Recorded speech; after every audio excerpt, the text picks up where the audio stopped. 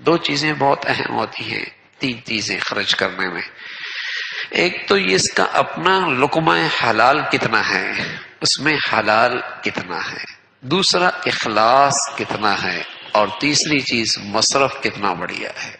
ان تینوں چیزوں کو رعایت رکھنے سے پھر 1 روپیہ نہیں رہتا، 1 لاکھ 1 لاکھ نہیں رہتا، پھر آدمی اس کو سوچ نہیں سکتا کہ اللہ اس کا اجر و ثواب کتنا بڑھا دے۔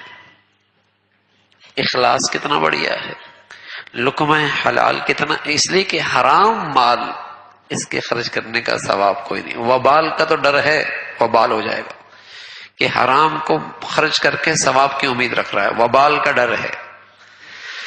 لیکن حلال حرام خرچ کرے گا، چاہے کروڑوں روپے خرچ کر دے، خیرات کر رہا ہے، صدقے کر رہا ہے، ہسپتال بنا رہا ہے، مسجدیں بنا رہا ہے، کروڑوں خرچ کر، حرام کر رہا ہے، گناہ کا خطرہ ہے۔ حلال کی قیمت ہے۔ دیکھو بیج مریل ہو نا، کتنی زمین زرخیز ہو، مریل بیج اس سے کچھ نہیں اگتا، اور چاہے وہ بوریوں کے بوریاں زمین پہ ڈال دے، اس سے تو کیڑا لگا ہوا ہے، اس بیج میں تو کیڑا لگا ہوا ہے، اس نے کیا پھل دینا ہے؟ بیج ٹھیک ہو،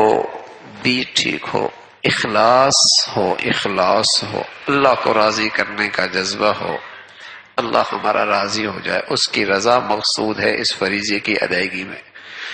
مصرف بڑھیا ہو تو اس کی برکت سے میں عرض کر رہا ہوں، پھر اللہ کتنا دیتا ہے تو اللہ کا کہا سچا ہے، واللہ یضاعف لمن یشاء، اتنا دیتا ہے کہ بس جتنا وہ چاہے۔